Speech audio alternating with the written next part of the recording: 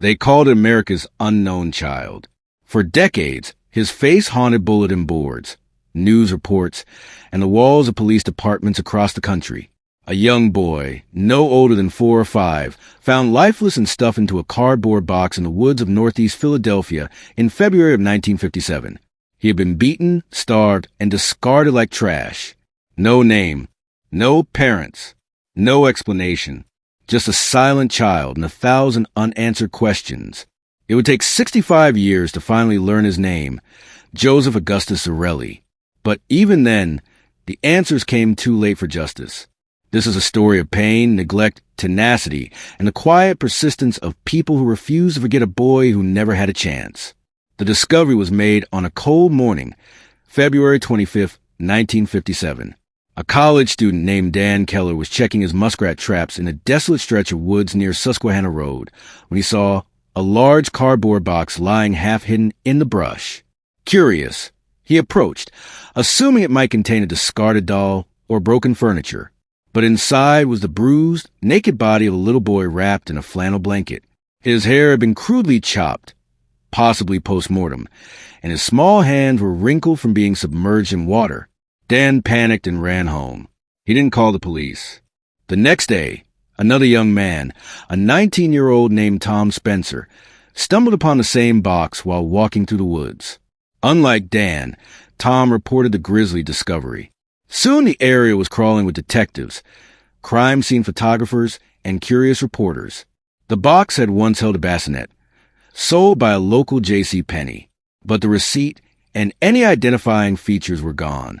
The child had no identifying marks beyond a few scars, a round one on his ankle, an L-shaped scar under his chin, and another near his groin. Authorities were baffled. They took his fingerprints, distributed sketches nationwide, and even dressed the boy in a suit and placed him in a seated position for post-mortem photos, hoping someone would recognize him. No one came forward. Days turned into weeks, weeks into months. Investigators chased thousands of leads: local hospitals, orphanages, adoption centers, schools, churches. Flyers were sent out with the boy's image.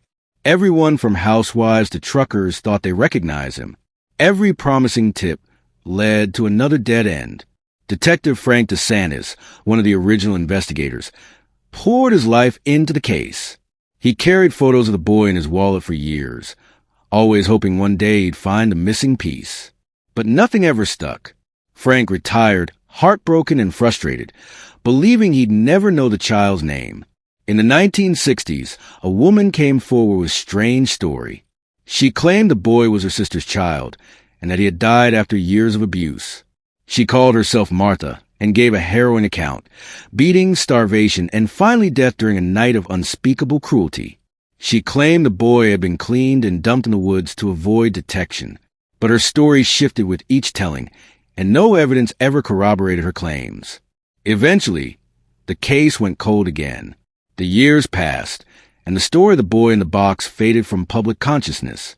But the Philadelphia police never closed the file. A few dedicated officers and amateur sleuths continued digging. One of them was Detective Melissa Carmichael, a second-generation cop who had grown up hearing her father's stories about the case.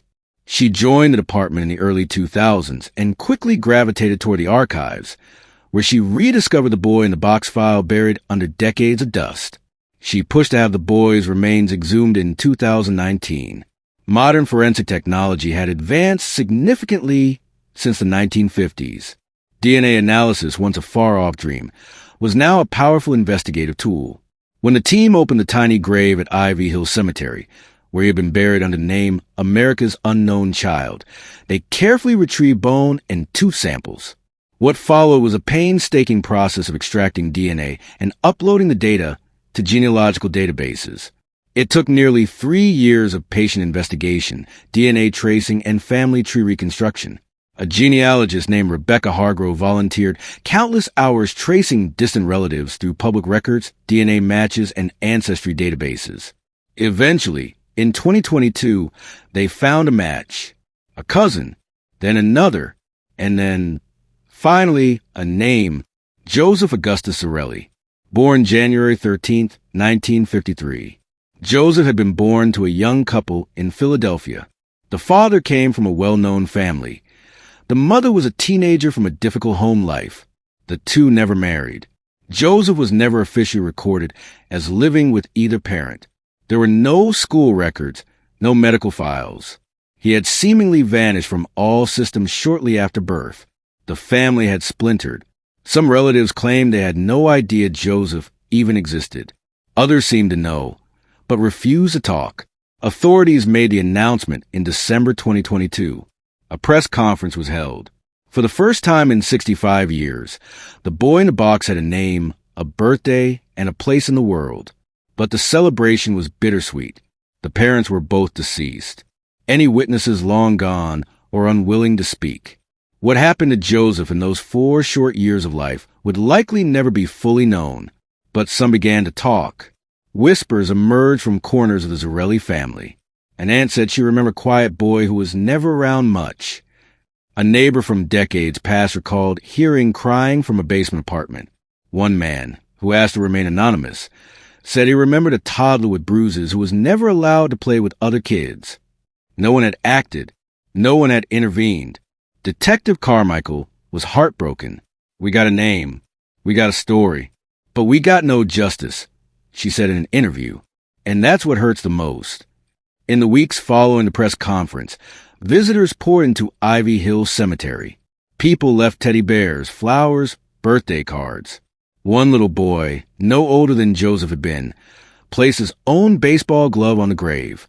For the boy who never got to play, his note read, "Local schools held assemblies about child abuse and the importance of speaking up. The city of Philadelphia renamed a stretch of road near the discovery site in Joseph's honor. And Joseph's image, once an eerie black and white sketch, was now replaced by a digitally enhanced portrait showing what he may have looked like, smiling, full of life, the way he should have been remembered. But not everyone was content with closure. Amateur sleuths online continued digging. A Reddit group devoted to cold cases exploded in activity.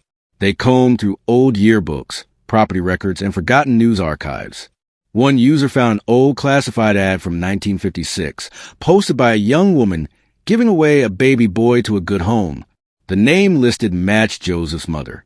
But again, nothing concrete, just shadows and theories. In April 2023, an anonymous letter arrived at the Philadelphia Police Department. It contained a handwritten note. "He wasn't supposed to be born. She tried to fix it. When that didn't work, they hid him. She wasn't evil, just scared." Attached was a torn photograph of a woman holding a baby. No names, no return address. Carmichael ordered forensic testing on the paper and ink, but the trail was cold. Likely written by someone with knowledge of the family, but afraid to come forward. The note confirmed what detectives feared. Joseph had lived.